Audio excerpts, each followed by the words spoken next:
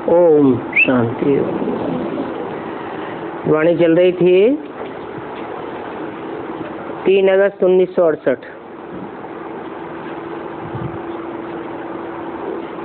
30वें page के मध्य आध में बात चल रही थी। बाप कहते हैं मेरा ये जन्म अलौकिक है और किसी का भी ये अलौकिक जन्म नहीं हो सकता। लौकिक जन्म होता है इस लोक में, गर्भ से जन्म कहा जाता है। और मैं तो ज्ञान गर्भ में आता हूँ। जिस ज्ञान गर्भ में आता हूँ अर्थात जिसमें प्रवेश करता हूँ, मुकर्रर रूप से उसके द्वारा प्रत्यक्ष तब होता हूँ जब ज्ञान गर्भ परिपक्व स्टेज में आ जाता है।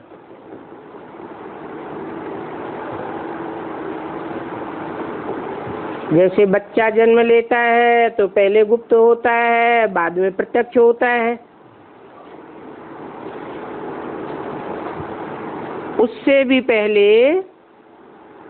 बच्चे का गर्भपिंड तैयार होता है।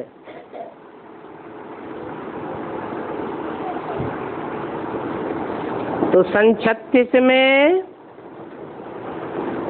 ऐसे नहीं कहेंगे कि शिव जयंती हुई, नहीं, सिर्फ ज्ञान का बीज आरोपण हुआ और उस बीज से गर्भपिंड तैयार हुआ।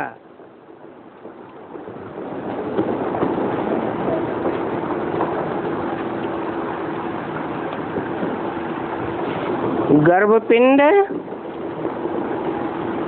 जैसे लौकिक में 4-5 महीने का जब हो जाता है तो उसमें आत्मा प्रवेश करती है। ऐसे ही ब्रह्मा की आयु 100 वर्ष मानी जाती है। उसमें 40 वर्ष जब पूरे होते हैं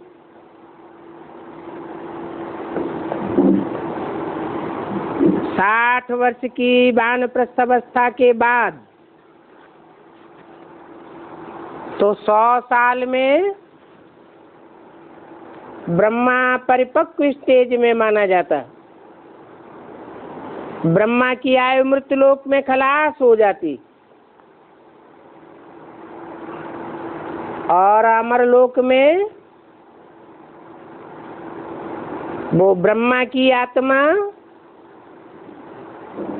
और शिव की आत्मा मुकर्रर रथ में प्रवेश करती है। उसको भी जन्म लेना नहीं कहा जा सकता।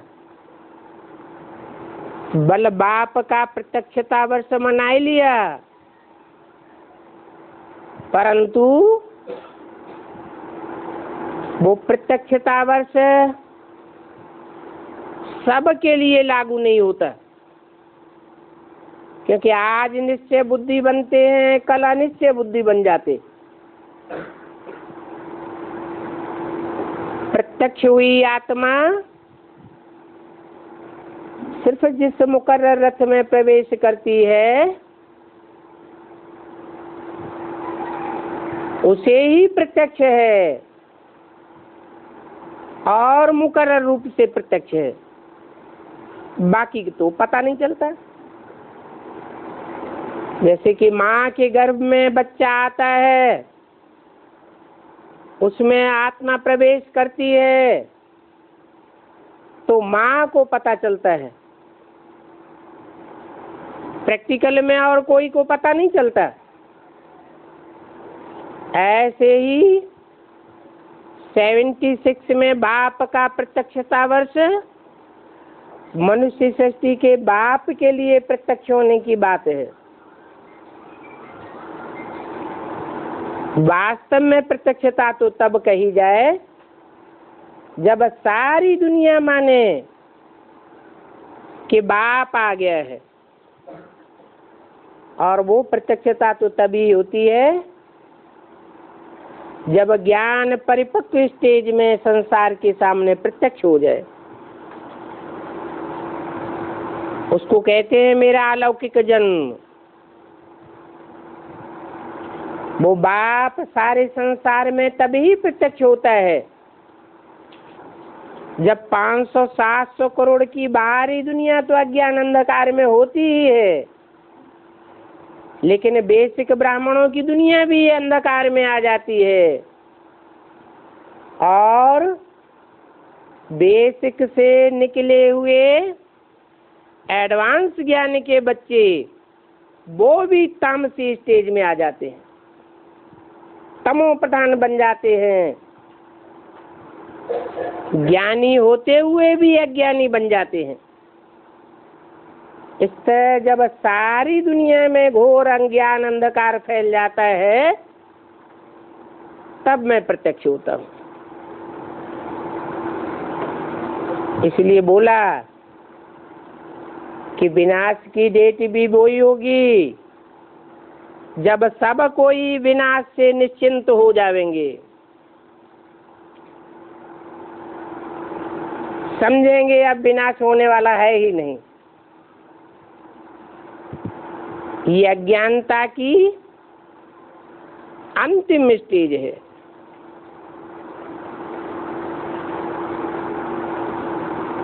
तो मेरा प्रत्यक्षता रूपी अलौकिक जन्म है। घोर अज्ञान अंधकार की रात्रि में प्रत्यक्ष होता हूँ, और मैं खुद इस साधारण तन में आता हूँ।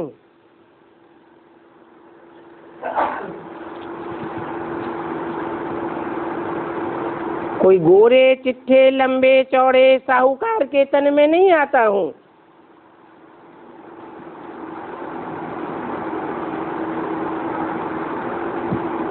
साधारण तन में आता हूँ तो तुम साधारण गरीब बच्चों को आकर मिलता हूँ, नहीं तो तुमको यह ज्ञान कौन सुनावेगा। मैं गरीब निवाज हूँ, साहूकार निवाज नहीं हूँ। ऐसे नहीं कि लखपति करोड़पति हीरों के व्यापारी साहूकार में आता हूँ और बाप के रूप में प्रत्यक्ष हो जाता हूँ। नहीं,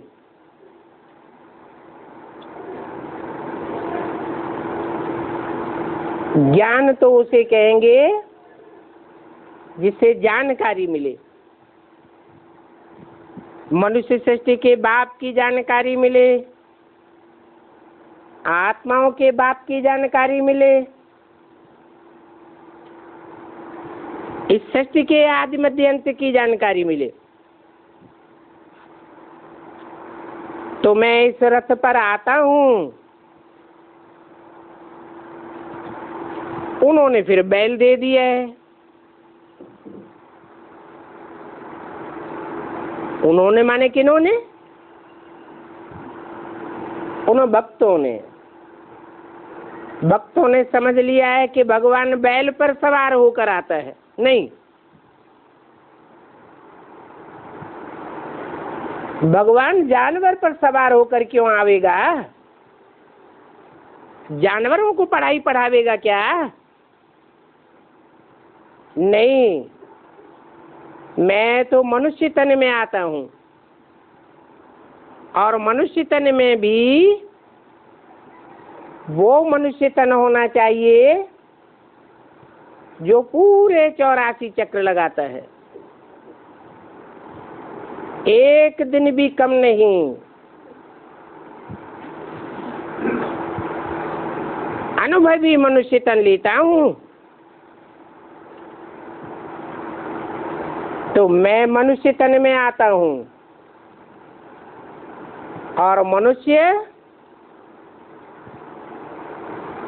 जो मनुष्य से देवता बनता है वो फिर सारे संसार को कंट्रोल करता है।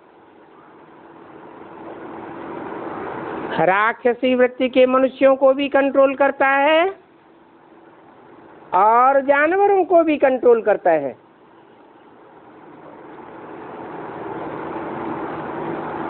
इसलिए शिव के मंदिर में जो बैल दिखाते हैं, वो बैल बुद्धि की यादगार है। ब्रह्मा के तन में आया, परंतु ब्रह्मा ने समझा तो कुछ भी नहीं कि मनुष्य सृष्टि का बाप कौन है। अपने बाप को ही नहीं पहचाना तो फिर क्या पहचाना। इसलिए बैल जो दिखाया है वो बैल ब्रह्मा की यादगार है, और जो लिंग दिखाया है वो मुकर्रर रथ की यादगार है, जो ऐसी याद में स्थिर होता है जैसे कि इंद्रियां हैं ही नहीं, देखते हुए नहीं देखना, सुनते हुए नहीं सुनना। ये इंद्रियों की ऐसी स्टेज जिसे निराकारी, निर्विकारी, निरहंकारी स्टेज कहा जाता है, परंतु वो संपन्न स्टेज बनती तब है जब पुरुषार्थ की लास्ट स्टेज होती है। पुरुषार्थ में हाई जंप लगाई जाती है। इसलिए मुरली में बोला भी है कि ऐसे जंप लगाकर बैल पर सवार होते होंगे। वास्तव में शंकर में शिव की प्रवेशता होती है और शंकर बैल पर सवारी करता है, परंतु सवारी तब ही कर सकता है जब संपन्न स्टेज हो। बाप कहते हैं कि ये तो बैल नहीं है, ये तो गऊ है। कौन? ब्रह्मा। गऊ जैसा स्वभाव संस्कार है। हाँ, प्रजापिता ब्रह्मा द्वारा तुम बच्चों को अडॉप्ट करती है, तो समझो कि ये माता पिता हैं। कौन? ब्रह्मा माता और प्रजापिता पिता। उस बाप के बच्चे तुम सभी ब्रदर्स हो, वर्षा ले रहे हो, परंतु देह में आने से प्रजापिता ब्रह्मा के बच्चे प्रजापिता ब्रह्मा कुमार कुमारियां हो। तो प्रजापिता है ना, सिर्फ ब्रह्मा नहीं है। ब्रह्मा का अर्थ ही है बड़ी माँ। बड़ी माँ है तो बड़े से बड़ा बाप भी चाहिए। ये है ग्रेट ग्रेट ग्रैंडफादर। उन धर्म पिताओं को डबल ग्रेट नहीं कहेंगे। ग्रेट माने महान। वो सिर्फ महान धर्म पिताएं हैं, परंतु उन सब धर्म पिताओं से ग्रेट ये प्रजापिता है। इसको कहते हैं आदिदेव। शास्त्रों में भी इसका जिक्र है। तुम आदिदेव है, पुरुष है, पुराण है। आदि वास्तव में संगम को ही कहा जाता है। ये सृष्टि का आदि काल है। तुम भी अभी संगम पर बैठे हो। न तुम इधर कलयुगवासी हो और न तुम उधर सतयुगवासी हो। नई दुनिया का भी तुमको नहीं कहेंगे और पुरानी दुनिया का भी तुमको नहीं कहेंगे। तो तुम बीच में हो। अभी तुम समझा सकते हो कि कृष्ण ने जन्म कब लिया था? पूछो, मालूम है कृष्ण ने कब जन्म लिया था? जरूर जन्म लिया होगा जबकि उनके पहले बाप आया होगा, क्योंकि कृष्ण तो बच्चा है। बच्चे को जन्म देने वाला तो बाप ही चाहिए, और कृष्ण साकार है तो साकार को जन्म देने वाला भी साकार ही चाहिए। इसलिए बोला कि मैं जो राजयोग सिखाता हूँ उस राजयोग से तुमको नर से नारायण बनाता हूँ। ये ब्रह्मा तो नर से डायरेक्ट नारायण नहीं बनते हैं। क्या बनते हैं? नर से प्रिंस बनते हैं। पहले प्रिंस बनेंगे फिर नारायण बनेंगे। तो जब प्रिंस बनेंगे तो इससे साबित होता है कि जरूर इनका बाप विश्व का मालिक होना चाहिए, तब तो जन्म लिया है। इसलिए बोला कि शिव बाप आते ही हैं संगम युग पर। जब आते हैं तो कोई नर है जिसको नारायण बनाते हैं। तो बोलो, ये कृष्ण प्रिंस कैसे बना? जरूर पहले साहबजादा बना होगा। ज्यादा बच्चे को कहा जाता है, साहब बाप को कहा जाता है। तो कृष्ण का बाप चाहिए। नई दुनिया में दैवी शाहजादे और शाहजादियां होते हैं। तो ये समझाना कितना सहज है। बाप भी कहते हैं, तुम भी अपना ताकत अनुसार समझाते हो, और वो समझने वाले भी अपनी अपनी बुद्धि अनुसार समझते हैं। समझने वाले कोटों में कोई है, बाकी न समझने वाले या लास्ट में समझने वाले, वो प्रजा बनना तो बहुत सहज है। तो अभी तुम पुरुषार्थ करो। साहबजादे बनना हो तो पहले शाहजादे बनने का पुरुषार्थ करो। कहते भी हैं हम सूर्यवंशी बनेंगे, क्योंकि जितने भी वंश हैं मनुष्य सृष्टि में, उनमें सूर्यवंश सबसे पहला है। क्यों? क्योंकि भगवान आते हैं तो सूर्य को पहले ज्ञान देते हैं, सूर्य से फिर सभी ग्रह उपग्रहों को ज्ञान मिलता है।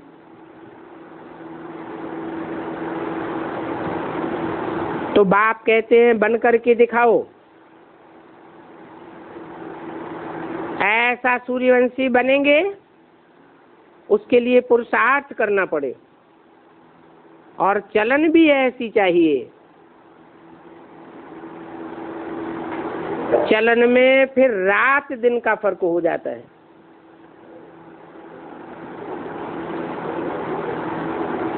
ज्ञान सूर्यवंशी बच्चे सूर्य की तरह ज्ञान की रोशनी देने वाले होंगे। चंद्रमा तो अंधेरे में उगता है। अच्छा, वास्तव में बच्चों के लिए एक ही अमृत डोज बस है।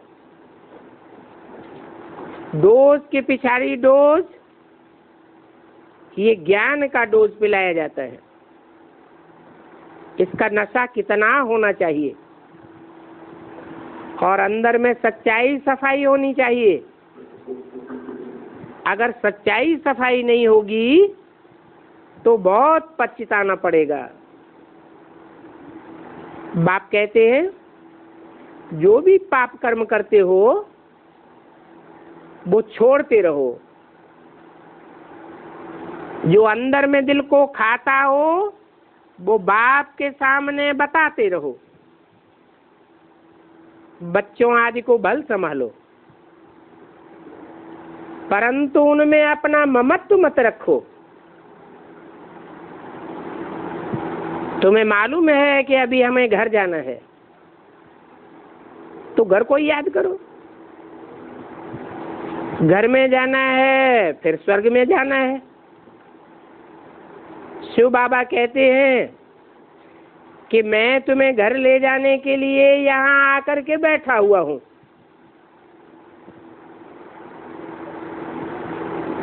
तुमको शाहजादे शाहजादियां बनाकर मैं घर चला जाऊंगा तो समझ लो कि मेरा तो पार्ट ही अलग है। तुम आत्माओं का पार्ट अलग है। मैं जन्म मरण के चक्र में नहीं आता हूं और तुम आत्माएं तो जन्म मरण के चक्र में आती हो। जो चक्कर में आवे और जो चक्कर में ना आवे, चक्कर में आवे तो माला में भी आवे, चक्कर में ना आवे तो माला में कैसे आवेगा। हाँ, मुझे फूल के रूप में दिखाते हैं, कोई मणके के रूप में नहीं दिखाते हैं, क्योंकि मैं जब इस दुनिया में आता हूँ तो फूल की तरह हल्का होकर के पार्ट बजाता हूँ। ब्रह्मा के तन में आता हूँ तो भी हल्की फुल्की आत्मा बनकर प्रवेश करता हूँ। नहीं तो मनुष्य आत्माएं जब प्रवेश करती है तो मनुष्य कितने भारी हो जाते हैं। गुलजार दादी में ब्रह्मा की सोल प्रवेश करती है तो गुलजार दादी हल्की रहती है या भारी हो जाती है? कितनी भारी हो जाती है। तो मैं तो सदैव हल्का फुल्का फूल हूँ। मेरे ऊपर कोई जन्म का पापों का बोझा नहीं है और हर 5-4 वर्ष बाद आकर तुम बच्चों को समझाता हूँ। आसुरी संप्रदाय ने फिर देखो क्या क्या गपोड़े लगाए दिए हैं। ये भी ड्रामा है, उनका दोष नहीं है। भक्ति मार्ग की सामग्री देखो कितनी ढेर है। जैसे बीज की सामग्री झाड़ है, झाड़ कितना बड़ा होता है और बीज कितना छोटा होता है। मैं कितना छोटे झाड़ का फाउंडेशन लगाता हूँ।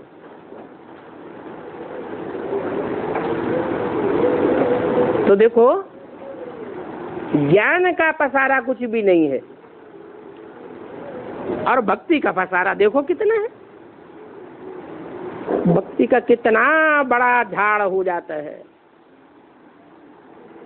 ज्ञान तो सारा सेकंड में बुद्धि में आता है। अभी बाप कहते हैं मैं खुद आया हुआ हूँ और इनकी वानप्रस्थ अवस्था में ही आता हूँ। वानप्रस्थ अवस्था 60 वर्ष के बाद होती है। पाप मिटाने वाला एक ही बाप है जिसे पतित पावन कहा जाता है। पतितों को पावन बनाने वाला। पतित शब्द पहले क्यों आता है?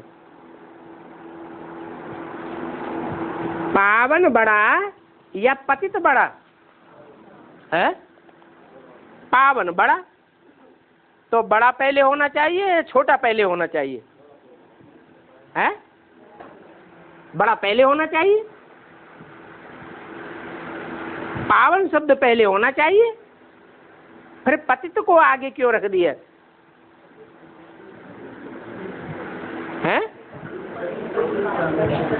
क्योंकि मैं जिसमें आता हूँ मुकर्रर रूप से, वही पुरुषार्थ करके पहले पतित से पावन बनता है। मेरे पतित और मेरे पावन बनने की तो बात है ही नहीं। और जो बनता है उसी का संसार में फिर गायन होता है। पतित पावन किसका नाम? सीताराम।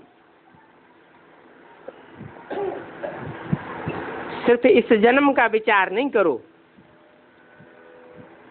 जन्म जन्मांतर का बोझा तुम्हारे सिर पर है। उस जन्म जन्मांतर के बोझे को सर पर उतारने के लिए पुरुषार्थ करो। अच्छा, पति पवित्र नहीं रहने देता है, तुमको छुट्टी नहीं देते हैं, कोई बात नहीं, घर में बैठे मुरलियां पढ़ो, बाप को याद करो। घर बैठे भी तो जन्म जन्मांतर का पाप तुम भस्म कर सकती हो। समझ तो तुमको मिली है कि जन्म जन्मांतर का बोझा हम कैसे उतारे। अब सिवाय याद की यात्रा के वो जन्म जन्मांतर का पापों का बोझा तो भस्म हो नहीं सकता। इसलिए बाप कहते हैं माम एकम याद करो। तो मैं गारंटी करता हूं तुम्हारे जन्म जन्मांतर के पाप भस्म हो जाएंगे। एक ही मंत्र काफी है, बाप को याद करना और सुदर्शन चक्रधारी बनना। इस समय संगम युग के समय, और उसमें भी पुरुषोत्तम संगम युग के समय तो पाप करने से बहुत डरना चाहिए। नहीं तो 100 गुना दंड हो जाता है, सारी की कमाई चट हो जाती है। अच्छा, रूहानी बच्चों को रूहानी साहब और साहबजादों का याद प्यार, गुड मॉर्निंग और नमस्ते।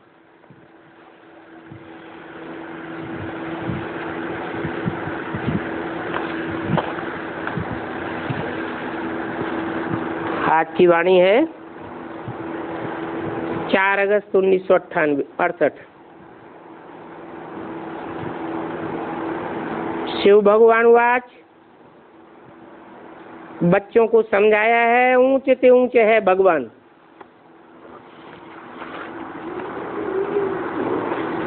ऊंचे ते ऊंचे, ऊंचे ते ऊंचे की बात कहाँ आती है? इस दुनिया में आती है या परमधाम में आती है? परमधाम में तो ऊंच और नीच का सवाल होता ही नहीं। इस दुनिया में ऊंच से ऊंच और नीच से नीच कर्म करने वाले होते हैं। उन कर्म करने वालों में भगवान की गिनती है या नहीं है? वो करता है या अकर्ता है? वो तो कोई कर्म करता ही नहीं है। अच्छा, ज्ञान सुनाता है कि नहीं सुनाता है? हैं? तो ज्ञान सुनाना ये कर्म नहीं है? हैं? ये भी तो कर्म है। ज्ञान भी सुनाता है, तुम बच्चों के संसर्ग संपर्क में भी आता है, संबंध में भी आता है। भगवान से संबंध नहीं जोड़ते क्या? जोड़ते हैं ना। तो संबंध में आने के लिए कर्म में भी तो आना पड़े ना। तो भगवान कर्म करता नहीं है क्या? है? वास्तव में भगवान कहा जाता है जो सबसे ज्यादा भाग्यवान हो। क्या? जिससे ज्यादा भाग्यवान हो इस दुनिया में कोई हो नहीं सकता। और शिव सुप्रीम सोल, उसको भाग्यशाली और दुर्भाग्यशाली कहे हैं? नहीं कह सकते। वो तो ना भाग्यशाली बनता है और ना दुर्भाग्यशाली बनता है। तो कौन बनता है सबसे ज्यादा दुर्भाग्यशाली और सबसे ज्यादा भाग्यशाली? जिस तन में मुकर्रर रूप से प्रवेश करता है वो ही तनधारी इस दुनिया का प्रवेश होने से पहले सबसे जास्ती दुर्भाग्यशाली और प्रवेश होने के बाद पुरुषार्थ संपूर्ण होने पर सबसे ज्यादा भाग्यशाली बनता है। उसके द्वारा ही परमपिता परमात्मा से भी संसार में प्रत्यक्ष होते हैं। इसलिए बोला कि वो है ऊंचे से ऊंचे भगवान। उनका नाम शिव क्यों पड़ता है? शिव माने क्या? कल्याणकारी। तो बिंदी रूप में क्या फुदक फुदक के कल्याण करता है? हैं? नहीं करता। वो बिंदु जिस स्वरूप में प्रवेश करता है वो स्वरूपधारी जब बिंदु रूप बन जाता है, निराकारी स्टेज धारण कर लेता है, शिव समान स्टेज को धारण करता है, जिसके कारण भक्ति मार्ग में शिव शंकर को मिलाकर एक कर दिया जाता है। इसलिए उनका नाम शिव कहा जाता है, कल्याणकारी। नहीं तो परम धाम में कल्याण की कोई बात होती नहीं। जो भी कार्य करता है, जो भी इंद्रियों से कार्य करता है, कल्याणकारी ही पाठ साबित होता है। तो ये बात बाप बच्चों को बैठ समझाते हैं। सिवाय बच्चों के बाप को तो कोई जान भी नहीं सकता। जानवर तो जानेंगे नहीं। बैल जानता है? बैल तो बाप को नहीं जानता। इसलिए जानवर दिखाया गया है। कीट पशु पक्षी पतंगे इनकी तो बात ही नहीं। हाँ, मनुष्य जो है वो मन बुद्धि वाला प्राणी होता है, इसलिए वो भगवान बाप को पहचान सकता है। तो मनुष्यों में भी जो श्रेष्ठ मनुष्य है, जिसे मनुष्य सृष्टि का प्रजापिता कहा जाता है, मैं उसमें प्रवेश करता हूँ और उसके द्वारा तुम बच्चे मुझ बाप को पहचानते हो। बच्चों को ये भी समझाना है कि बरोबर अभी पुरुषोत्तम संगम युग है। क्यों बरोबर शब्द क्यों? इसलिए है कि यही एक टाइम ऐसा है जब कि दुनिया में 500 करोड़ मनुष्य आत्माएं, उनके अपने अपने पार्ट प्रत्यक्ष होते हैं। उनमें कौन कौन सबसे उत्तम है ये भी जानकारी इस समय होती है। जैसे बाप घड़ी घड़ी कहते हैं अपन को आत्मा समझो, तो बच्चों को फॉलो करना चाहिए। ये तुम्हारी तपस्या है। क्या वो ऋषि मुनि तपस्या करते हैं तो उल्टे लटक जाते हैं, एक पांव पर खड़े हो जाते हैं। बाप कहते हैं ऐसी कोई तुम्हारी तपस्या शरीर की तपस्या नहीं है। क्या तपस्या है? देह को भूल जाओ और अपन को आत्मा समझो, यही तुम्हारी तपस्या है। वैसे ये भी निश्चय रखो कि हम संगम युगी ब्राह्मण हैं। अभी हम कलयुग में नहीं बैठे हैं। कहाँ बैठे हैं? हम संगम युग में बैठे हैं। संगम युग के बाद जरूर सतयुग आना है। बाप कहते हैं मैं भी आता हूं संगम पर, जबकि दुनिया चेंज करनी होती है। नई दुनिया स्थापन करके फिर पुरानी दुनिया का विनाश करता हूं। पहले अक्षर स्थापना का कहना है। क्या ऐसे नहीं कि पहले विनाश होगा फिर नई दुनिया स्थापन होगी? नहीं, पहले नई दुनिया की स्थापना फिर पुरानी दुनिया का विनाश। स्थापना के पहले विनाश नहीं कहना है। है? अभी स्थापना कहें या विनाश कहें? क्या कहें? स्थापना हुई है, हो रही है, और विनाश? विनाश हुआ, हो रहा है। ऐसे तो विनाश होता ही चला आया 2500 साल से।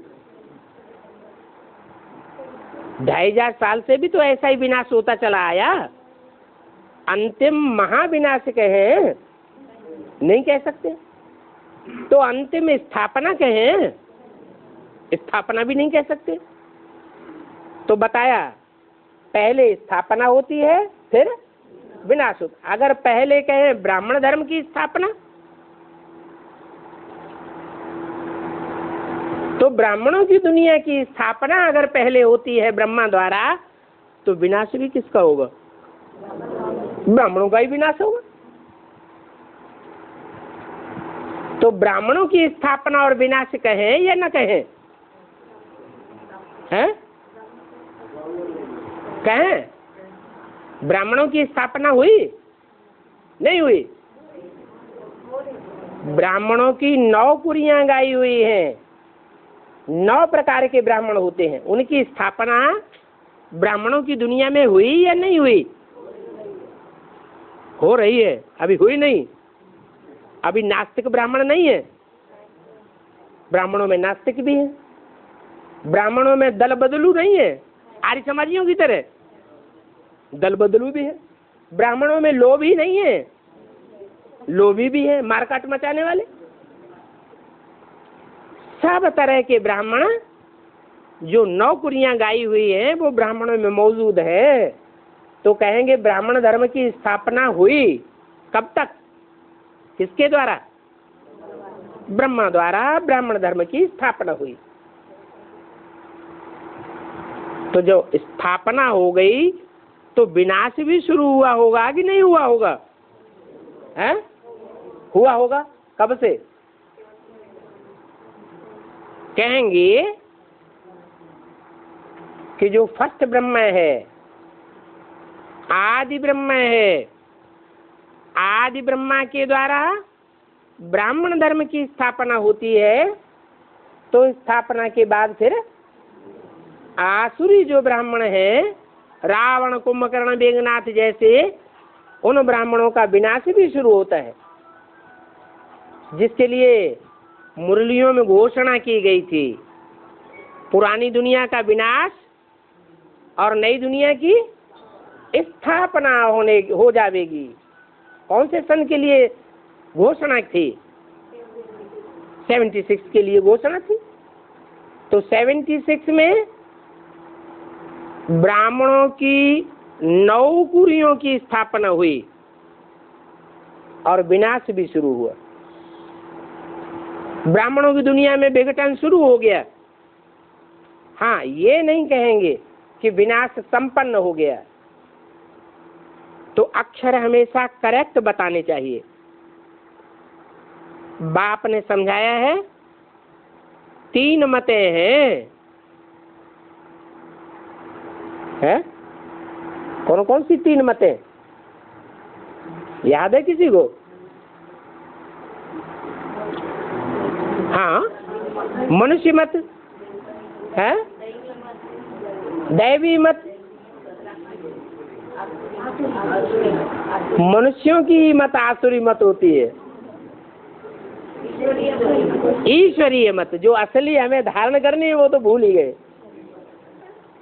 ईश्वरीय मत, दैवी मत और आसुरी मत कहो, मनुष्य मत कहो।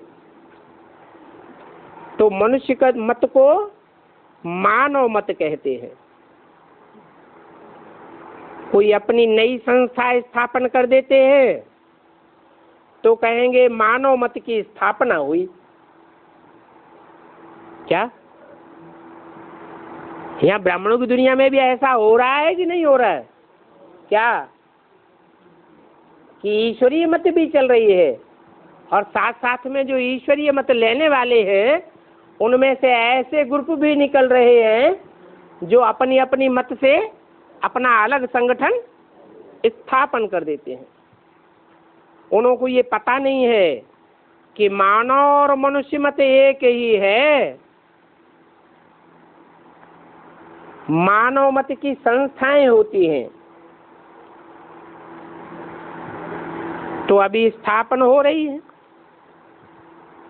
मनुष्यों को तो सभी को मनुष्य ही कहेंगे। क्यों? क्योंकि मनुष्य जो है वो मन के अनुसार चलता है या बुद्धि के अनुसार चलता है? मनुष्य की होगी मनमत, और जो बुद्धिमानों की बुद्धि भगवान है उसकी मत बुद्धिमत्तापूर्ण होगी। मनुष्य मत को कहा जाता है आसुरी मत। क्यों? क्योंकि रावण राज्य है, और ये रावण राज्य सारी सृष्टि पर है। रावण मत को ही कहा जाता है भ्रष्ट मत, क्योंकि मनुष्य जितने भी होते हैं सब भ्रष्टाचार से पैदा होते हैं, विकार से पैदा होते हैं। भ्रष्ट इंद्रियों के आचरण को भ्रष्टाचार कहा जाता है।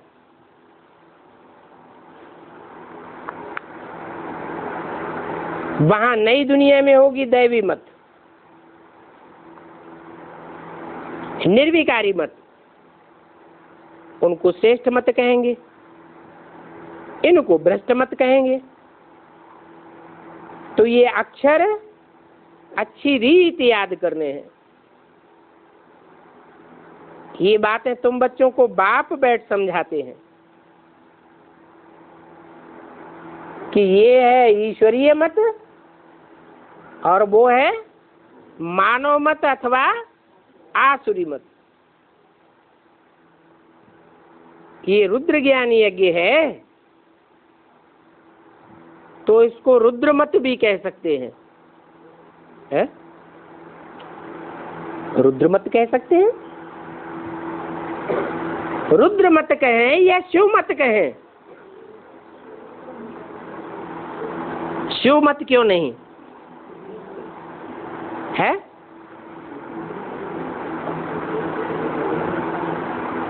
शिव ज्ञान यज्ञ क्यों नहीं कहा गया? ब्रह्मा ज्ञान यज्ञ क्यों नहीं कहा गया? विष्णु ज्ञान यज्ञ क्यों नहीं कहा गया? नारायण ज्ञान यज्ञ, कृष्ण ज्ञान यज्ञ क्यों नहीं कहा गया? क्या कहा जाता है? रुद्र ज्ञान यज्ञ। क्यों? क्योंकि जब से स्थापना हुई तो स्थापना के साथ साथ यज्ञ कुंड से विनाश ज्वाला भी प्रज्वलित हुई, इसलिए इसका नाम है रुद्र ज्ञान यज्ञ। शिव मत कह सकते हो, परंतु शिव तो बिंदी का नाम है। क्या? रुद्र साकार का नाम है या बिंदी का नाम है? रुद्र तो रौद्र रूप धारण करने वाले का नाम है और शिव बिंदी का नाम है। मेरी आत्मा का नाम शिव है और कोई नहीं है ऐसा जिसकी आत्मा का नाम हो। सबके शरीरों पर नाम पड़ते हैं और मेरा नाम आत्मा के ऊपर है। क्यों? क्योंकि मैं एक ही ऐसी आत्मा हूं जो शरीरों में प्रवेश भल करता हूं, परंतु फिर भी आत्मिक स्थिति में ही रहता हूं, कभी भी देह भान में नहीं आता हूं।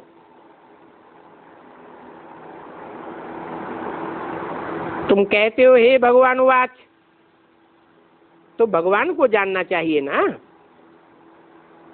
बाप आत्माओं को अपना परिचय देते हैं। बाप के सिवाय आत्माओं को अपना परिचय कोई दे ही नहीं सकता, क्योंकि भगवान जानते हैं कि मुझे कोई भी मनुष्य नहीं जानते। 63 जन्मों में भगवान को जानने का ढोंग भले करते रहे हो, लेकिन वास्तव में मुझे कोई नहीं जानते।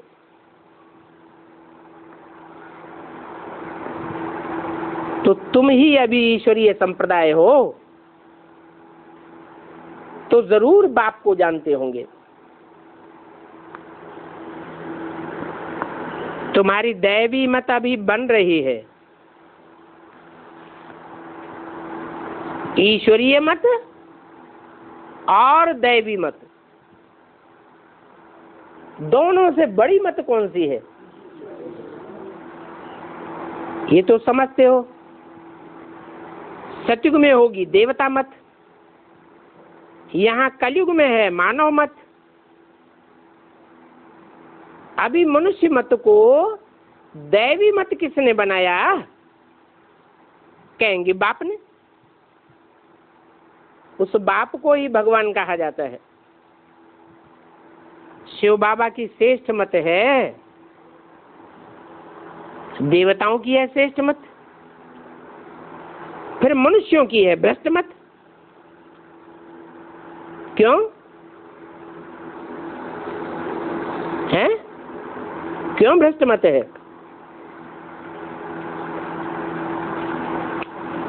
क्योंकि मनुष्यों का जो मन है वो चंचल है या स्थिर है? चंचल मन है, इसलिए उनकी भ्रष्ट मत है। वो श्रेष्ठाचारी निर्विकारी नहीं कहेंगे। ये निर्विकारी श्रेष्ठ मत निराकारी किसने दी? बाप ईश्वर ने दी। तो तुम 3 मतों के ऊपर भी समझा सकते हो। यहाँ इस दुनिया में तो सभी मनुष्य ही मनुष्य हैं, न कोई देवता है और न कोई भगवान है। कोई हो तो छाती ठोक करके आवे बतावे कि मैं भगवान हूं। कोई कहेगा कि मैं भगवान हूं? है? अगर कोई कहे कि मैं भगवान हूं तो बाप कहेंगे तुम भगवान नहीं है। कौन हो? हिरण्यकश्यप हो।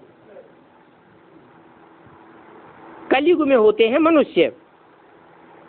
मनुष्यों की मत आसुरी मत होती है, लड़ना झगड़ना, उनको आसुरी मत कहा जाता है। ईश्वरीय मत को तो कोई जानते ही नहीं है। बाप को भूलने से आसुरी मत हो जाती है। क्या क्या समझे? कि अगर ब्राह्मण भी घर में लड़ते झगड़ते हैं तो कौन सी मत के हो गए? आसुरी मत के हो गए। ये बात सदैव याद रखना चाहिए। अपन से पूछना चाहिए घड़ी घड़ी, हम आसुरी मत के हैं, रावण मत पर हैं या ईश्वरी मत पर हैं? जब तक फाइनल दैवी मत हो जाए तब तक कहेंगे मिक्सचर है। क्या क्या है? मिक्सचर है। ईश्वरीय मत का नहीं कहेंगे। तो अपने से पूछना चाहिए कि हमारे में कोई आसुरी गुण तो नहीं है, लड़ते झगड़ते तो नहीं है, मेरे में क्रोध का भूत तो नहीं आता है। अगर क्रोध है तो मनुष्य आसुरी मत का हो गया, ईश्वरीय मत नहीं ठहरे। फिर वह दैवी मत जल्दी बन नहीं सकते। कौन कौन नहीं बन सकते जल्दी दैवी मत? जिनको क्रोध आता है। अगर अब तक भी क्रोध आता है तो समझें कि हम जल्दी दैवी मत वाले बन नहीं सकते, क्योंकि उस समय भूत की प्रवेशता हो जाती है। किस समय? जिस समय क्रोध आता है। देहभान है अव्वल नंबर भूत,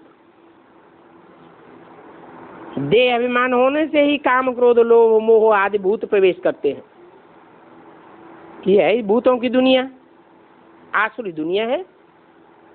और सभी में 5 भूतों की प्रवेशता है।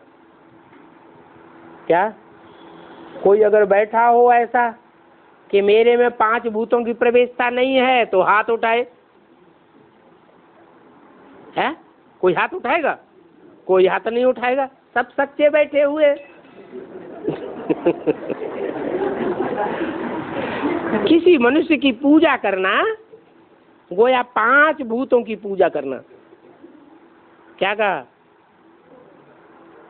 कोई मनुष्य की अगर पूजा की तो किसकी पूजा की? 5 भूतों की पूजा करना।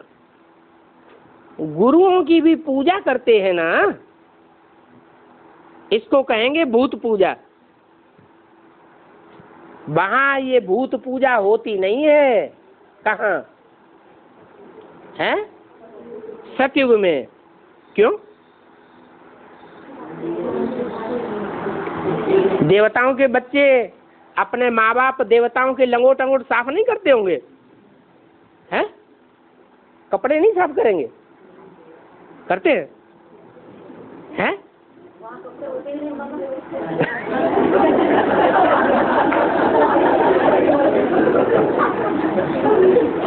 वहां ये भूत पूजा नहीं होती।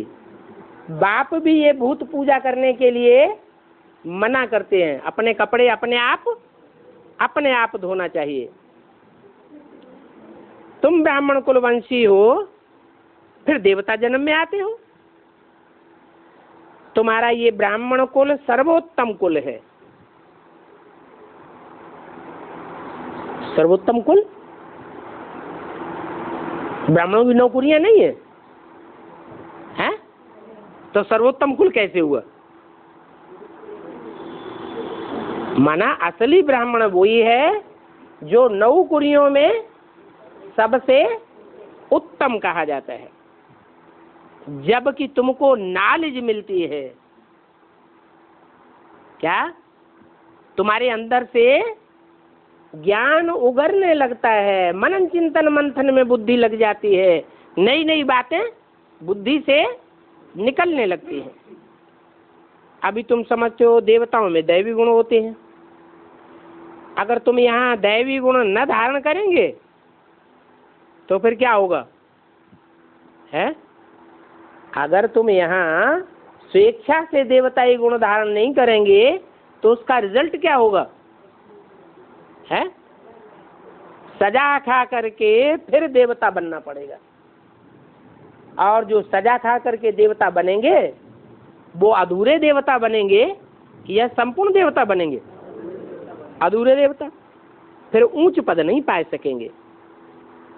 इसलिए गायन है कोटों में को आसुरी गुण होंगे, क्रोध होगा, देह अभिमान होगा, तो कहेंगे ऊंच पद नहीं पाएंगे। देवताओं में तो ये भूत होते ही नहीं है। कोई क्रोध करते हैं तो समझ लेना चाहिए इन्हें में भूत की प्रवेशता है। हैं?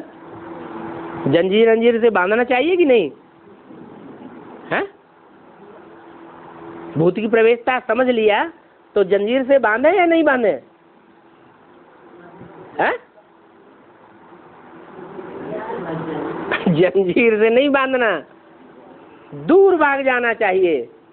जिसमें भूत की प्रवेशता हो उसका साथ संग नहीं करना है। ये भूत सभी मनुष्यों को पकड़ते हैं। अपन को देखना है हम लड़ते झगड़ते तो नहीं है, अथवा मनुष्यों की मिसल हमारी चलन तो नहीं है, क्योंकि अभी तुम बच्चों को दैवी चलन वाला बनना है। अगर गंदगी निकलती है तो समझो भूत है। भूतों से तो झट किनारा कर देना चाहिए।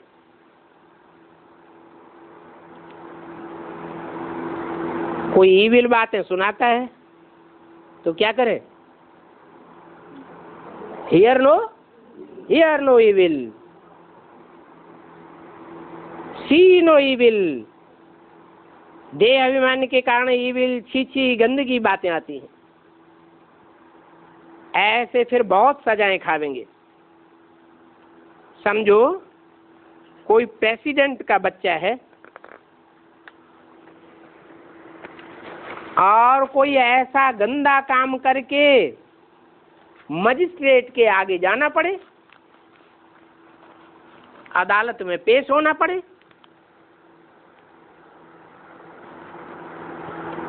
तो प्रेसिडेंट की कितनी इज्जत जावेगी। 4/8/68 की वाणी का दूसरा पेज। माँ बाप बेचारे शर्मसार हो जाएंगे, ये क्या हुआ। विलायत की तरफ भी बड़े बड़े आदमी छी काम तरफ जाते हैं तो उनका नाम बदनाम हो जाता है। तुम्हारा भी नाम बहुत बदनाम होता है। अगर ईश्वर का बनकर फिर भूत की प्रवेशता होती है तो कहेंगे नाम बदनाम हुआ। कहते भी हैं बाबा आप आवेंगे तो हम आपके ही होकर के रहेंगे, आप ही आकर के हमको ऐसा वर्षा देंगे। बाप तो जरूर स्वर्ग की स्थापना करते हैं, वहां देहधारी की याद तो आती नहीं है। अभी तो तुम संगम युग पर हो, माना वहां देहधारी की याद नहीं आती क्योंकि सब आत्मा अभिमानी होते हैं, और अभी संगम पर देह अभिमानी भी होते हैं और आत्मा अभिमानी भी होते हैं, दोनों का संगम है। अभी बुरे बुरे संकल्प भी आते हैं और ज्ञान युक्त अच्छे संकल्प भी आते हैं, तो कहेंगे तुम संगम पर हो।